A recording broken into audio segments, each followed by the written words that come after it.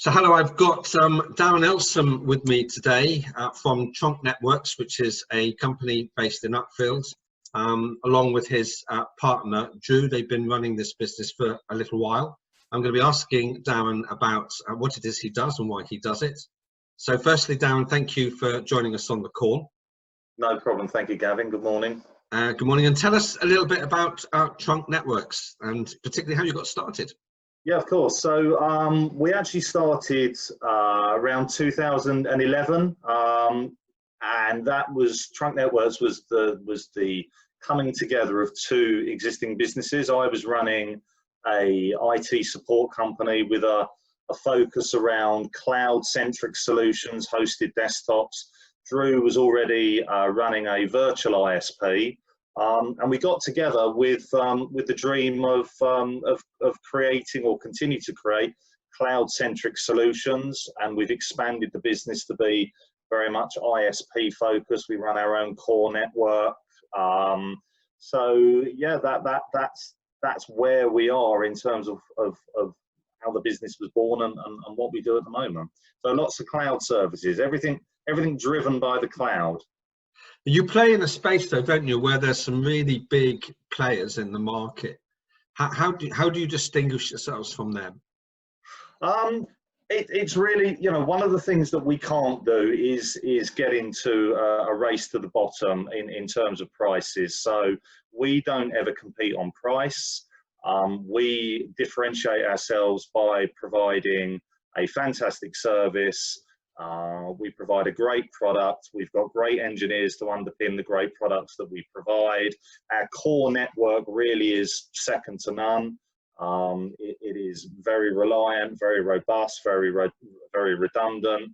And I think we continue to grow our business, and we continue to nip away at the heels of the big boys by providing that all-round great service.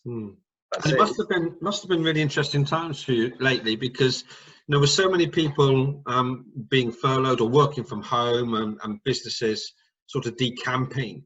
I know from my own experience there's been some real challenges in that. What, from your perspective and what you do, what have the challenges been for most businesses who've kind of gone with the big guys on this?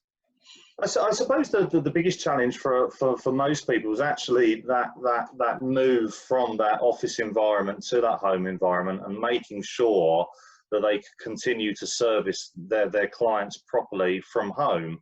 The key to that, regardless of whatever platform you're using, is the internet connectivity that they're using.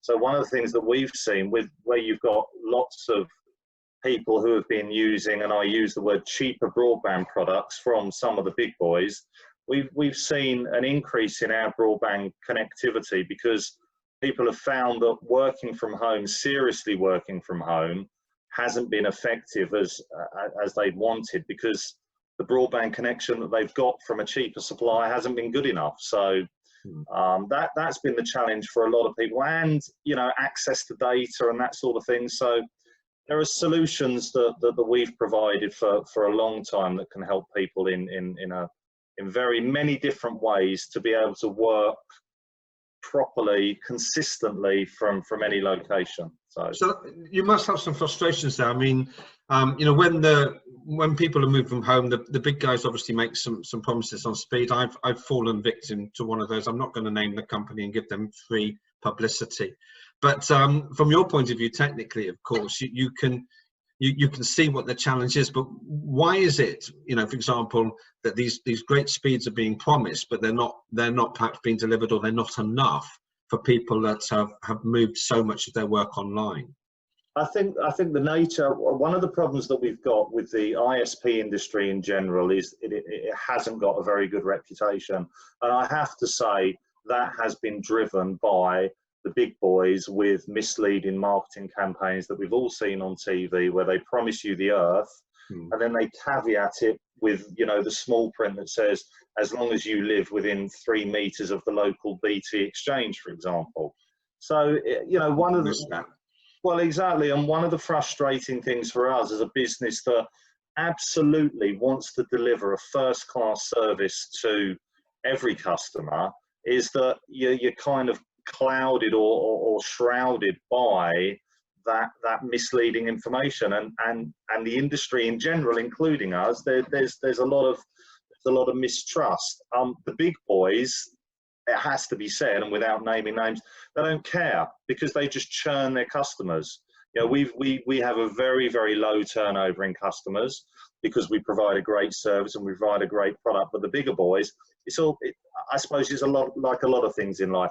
Sales and marketing is key.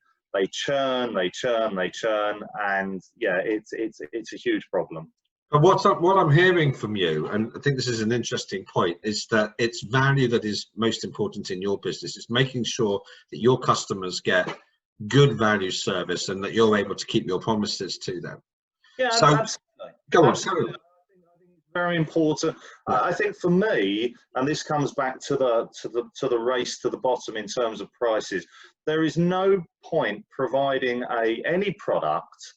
I can't think of a particular example, but if I provide product A for £1 a month, but actually I can't deliver a proper service, then all that's going to do is breed frustration. We want to, and we do, we provide a great service at a great price. We're not the cheapest, because by being the cheapest, you compromise your service. The two can't go hand in hand. So I think there's a lesson there for everybody, actually, Darren. You know, that's a universal truth, isn't it? You have a trade-off between price and quality.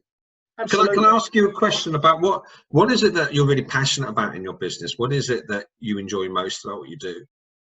I genuinely enjoy people coming back to us after they've taken either a broadband connection from us or a service from us in general, and saying, you know, thank you so much. We have had months and months and months of poor service from XYZ. Your help desk is a pleasure to deal with. The whole process has been fantastic, and we, you know, we're confident that you know, you're going to continue to provide a great service. So I think for me, yeah, I use a little bit, you know, I want to rid the world of mediocre broadband.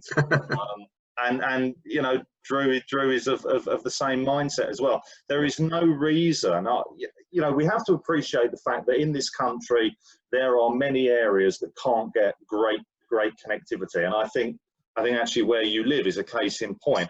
However, yeah. But it doesn't mean that there's not a solution available to you, and the solution that you get should at least deliver you a consistent service, and that's what we're aiming to do.